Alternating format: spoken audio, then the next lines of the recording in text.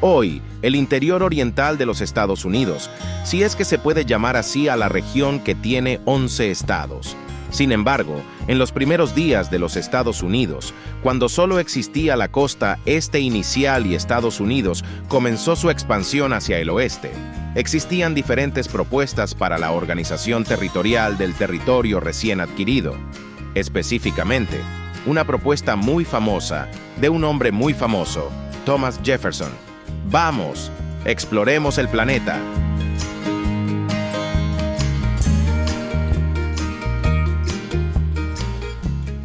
Thomas Jefferson fue uno de los padres fundadores de los Estados Unidos y sirvió como el tercer presidente elegido del país. Pero antes de ese tiempo, sus ambiciones de organización territorial se llevaron a cabo principalmente. Jefferson actuó como presidente de comités para establecer un sistema de gobierno viable para la nueva república y, lo más importante para nosotros aquí, proponer una política para el asentamiento de los territorios del oeste. Insistió en que estos territorios no deberían ser utilizados como territorio colonial por ninguno de los 13 estados iniciales para expandirse, sino que deberían ser divididos en secciones que pudieran convertirse en estados propios. Uno podría argumentar que él es en parte responsable del crecimiento continuo del sistema federal de los Estados Unidos, sentando las bases para la primera expansión después de los primeros 13. Así que aquí estaban finalmente independientes como las 13 colonias recién renombradas como los Estados Unidos, y habiendo ganado un trozo de tierra tremendamente grande al oeste como compensación dada por los británicos tras la guerra. No fue solo un regalo que los británicos decidieron darles a los Estados Unidos cuando pidieron la paz. Y aquí es donde se enfoca la mayor parte de la propuesta de Jefferson en este momento. Era una tierra que anteriormente estaba bajo administración británica, pero en su mayoría no se había alterado. Solo un territorio vacío listo para ser tomado y adecuado para la expansión de este nuevo país. También era hogar de varias culturas nativas americanas, incluyendo a los Delaware, los Miami, los Potawatomi, los Shawnee y otros. Y aún quedaba un puñado de asentamientos coloniales franceses de la época en que eran ellos quienes controlaban antes de perderla ante los británicos cuando se transfirió al control de Estados Unidos. El territorio estaba inicialmente gobernado por ley marcial bajo un solo gobernador y 3 jueces, pero era bastante caótico y con más y más personas mudándose allí. El Congreso Continental buscó imponer orden en el proceso mediante legislación que regulara el gobierno del territorio, junto con las relaciones diplomáticas con los pueblos nativos de la región. El primer esfuerzo legislativo fue la Ordenanza de Tierras de 1784, que, entre otras cosas, dictaba la futura división de la región en estados y especificaba sus límites. Thomas Jefferson, quien ayudó a redactar la ordenanza, propuso 10 nombres, la mayoría ahora perdidos en la historia, aunque algunos fueron adaptados para nombrar los estados que terminaron siendo Illinois, Michigan, Saratoga, Washington, Chersonesus, Silvania, Asena, Sepia, Metropotamia, Polipotamia y Pelisipia. Solo los primeros 2 fueron conservados, pero ni siquiera en las ubicaciones que se les asignaron originalmente. Entonces, ¿cuáles eran estas ubicaciones? Pero ahora que Estados Unidos tenía más tierra al oeste, aún no estaba definido si esos 13 iniciales expandirían su territorio hacia el oeste o si se crearían nuevos estados. La influencia de Thomas Jefferson fue clave aquí para evitar que esto sucediera, intentando convencer a los estados de la costa este de que dejaran de lado cualquier reclamo territorial al oeste de las montañas Apalaches, llevando así el esfuerzo para el establecimiento de nuevos estados en lugar de la expansión de los 13 iniciales, tal vez un movimiento inteligente para evitar disputas territoriales entre ellos. Lo que idealizaba era una unión más grande de estados autogobernados unidos como un grupo de iguales. Además, se dice que Jefferson era un firme defensor de la democracia agraria, creyendo que la tierra debería pertenecer a los colonos y no a los especuladores. De los estados iniciales existentes, la mitad sur de los nuevos territorios del oeste está completamente vacía de fronteras. Pero la mitad norte, precisamente, este territorio del noroeste tiene contornos proyectados para las futuras fronteras de nuevos estados. Estos eran, de hecho, los estados inicialmente planeados para el antiguo territorio del noroeste. Thomas Jefferson no formó parte de la delegación de los Estados Unidos en la negociación del Tratado de París de 1783. Y hubo otros autores de la ordenanza de tierras que determinaron las fronteras y la cantidad de 10 nuevos estados, siendo Jefferson quien se destacó porque nombró esos estados. Pero como veremos más adelante, creo que este no fue el caso. Estos que aprendimos hace un par de minutos se pueden encontrar en el único mapa que tanto ubica las fronteras de los estados propuestos como asigna esos nombres propuestos por Jefferson. Este fue publicado en un almanaque de bolsillo en 1785. En él, vemos los 10 estados propuestos separados por fronteras internas en líneas discontinuas. Lo que creemos que es la propuesta de Jefferson, ya que él fue quien redactó el borrador de la ordenanza para el Congreso, delineó el plan para la creación de estos 10 nuevos estados. Y aunque ya sabemos por qué quería que se crearan nuevos estados para evitar la colonización del territorio por parte de las 13 colonias originales, permitiendo que el país se expandiera en lugar de que los estados iniciales lo hicieran individualmente, ¿por qué específicamente 10 estados y por qué en esos lugares? Aparentemente, su plan era usar ríos y líneas latitudinales como fronteras que fueran iguales en tamaño a las originales 13. Este es un criterio un tanto cuestionable considerando que esos primeros 13 no eran del mismo tamaño desde un inicio. Jefferson sugirió nombres grandilocuentes que estaban conectados con raíces clásicas, la historia estadounidense y también con nombres nativos. Algunos de ellos suenan bastante locos y difíciles de memorizar o incluso de pronunciar, pero si pensamos en los nombres actuales de los Estados Unidos, algunos son los mismos. Es decir, no puedo ser el único que nunca sabe cuántas S y cuántas P lleva Mississippi. Si estos 10 nombres de estados se hubieran elegido, estoy seguro de que también nos habríamos acostumbrado a ellos.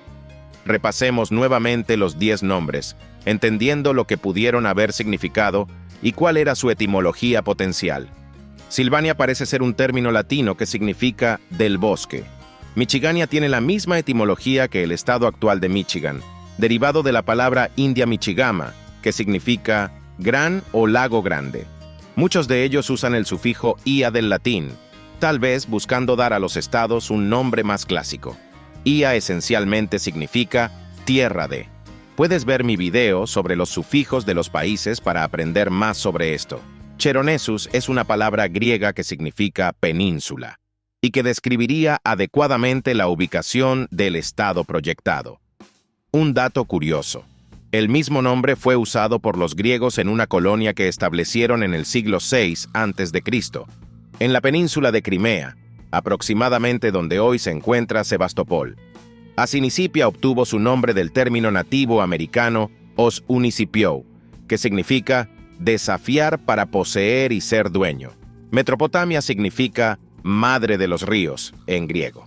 Illinois proviene de la palabra india Illini, que significa hombres o guerreros. El Illinois actual está complementado con un adjetivo francés al final. Jefferson había elegido la versión latina en lugar de la francesa. Saratoga proviene de una palabra mohicana que significa el país en la colina del río tranquilo. De hecho, actualmente es el nombre de una ciudad en California. Washington, por supuesto, fue un homenaje al primer presidente y colega padre fundador, George Washington, quien no solo fue una figura importante para la nación, sino también un colega y posiblemente un amigo cercano de Jefferson. Trabajaron juntos gran parte de sus vidas, sirviendo juntos en la legislatura de Virginia y en el Congreso Continental. Polipotamia significa tierra de muchos ríos en griego. Y finalmente Polipia, que fue el único nombre cuyo origen o significado no pude encontrar. Si sabes qué significa, por favor deja un comentario dejándome saber. La ordenanza del noroeste que finalmente se promulgó fue considerablemente diferente de la inicial redactada por Jefferson. Los estados acordaron renunciar a sus reclamaciones territoriales tal como lo había intentado Jefferson. Se estableció un mandato para la creación de nuevos estados en el territorio, estipulando que se crearían al menos 3, pero no más de 5 nuevos estados allí, solo la mitad de los 10 propuestos por Jefferson. Además, se estableció que cada uno de estos estados solo tendría representación en el Congreso Continental una vez que alcanzaran los 60,000 habitantes. El primer estado creado del territorio del noroeste fue Ohio, solo en 1803, y el resto del territorio fue nombrado Territorio de Indiana. Los otros 4 estados fueron Indiana, Illinois, Michigan y Wisconsin. Alrededor de un tercio de lo que luego se convirtió en Minnesota también formaba parte de esta tierra. La razón por la que los 10 estados que Jefferson propuso se redujeron a 3 o 5 por la ordenanza fue la crítica de George Washington en 1785 y de James Monroe en 1786, entre otros. Monroe convenció al Congreso de reconsiderar las fronteras estatales propuestas y lo logró, ya que un comité de revisión recomendó derogar esa parte de la ordenanza. Otros políticos cuestionaron el plan para organizar los gobiernos de los nuevos estados y temían que los tamaños relativamente pequeños de los nuevos estados socavaran el poder de los estados originales en el Congreso, lo que luego se diluiría al darle a la región del Medio Oeste 20 senadores. Además, 10 estados eran demasiados para la baja población que la región tenía en ese momento. Otros eventos, como la renuencia de los estados al sur del río Ohio a ceder sus reclamaciones occidentales, también contribuyeron a esto. Y es interesante hablar de los territorios al sur del río Ohio, porque mientras que los 10 estados de Jefferson se redujeron a 5, en realidad podría haber habido muchos más. En este mapa, podemos ver cómo este plan rectangular de estados de tamaño igual se extiende aún más al sur, agregando 4 o incluso 6 estados más, lo que no solo habría obligado a los estados de la costa este a renunciar a reclamaciones territoriales aún más al oeste, sino que podría haber consumido parte de su tierra existente. En este punto, esto es en su mayoría especulación. El argumento de algunos investigadores es que el número real de estados nunca fue especificado por Jefferson. Él simplemente estableció las reglas geográficas, por así decirlo, para la distribución de los nuevos estados en los nuevos territorios adquiridos. El punto es que, según esta descripción, un máximo de 16 estados podría haberse creado en el territorio recién anexado. El hecho de que los 10 nombres se hayan dado en el contexto de una ordenanza del noroeste que se centraba exclusivamente en el territorio del noroeste, creo que elimina esta hipótesis de que fue un plan real, pero hay algunas pistas de que sí fue real. David Howell, otro representante en el Congreso Continental en ese momento, intercambió cartas con Jefferson y declaró que proponía dividir el país en 14 nuevos estados. Este otro viejo mapa, no estoy seguro de cuándo fue hecho, también nos muestra esto. Las líneas continúan bajando hacia el sur con estados rectangulares de tamaño aproximadamente igual hasta la costa sur. Lo que hoy conocemos como Georgia sería diferente, tal vez movido al rectángulo con Carolina del Sur ganando un poco más de tierra. Pero Carolina del Sur, Carolina del Norte, Virginia y Pensilvania también tendrían que ceder tierras. El único nuevo estado que no seguiría la forma rectangular sería Washington.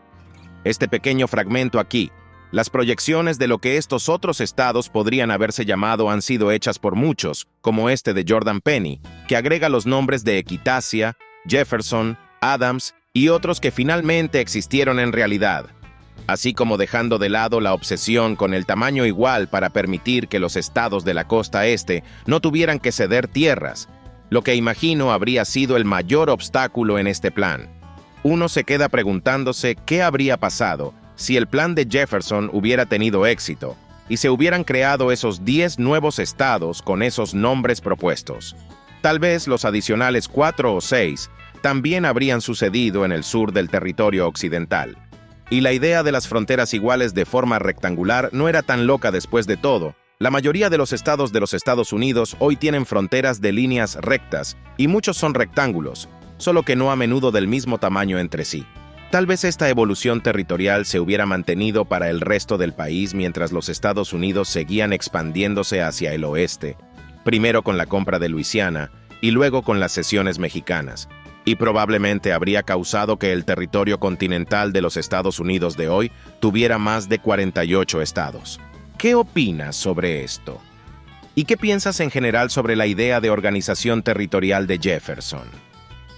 Déjame saber en los comentarios. Muchas gracias por ver este video. Suscríbete si quieres y nos veremos la próxima vez para seguir explorando el planeta.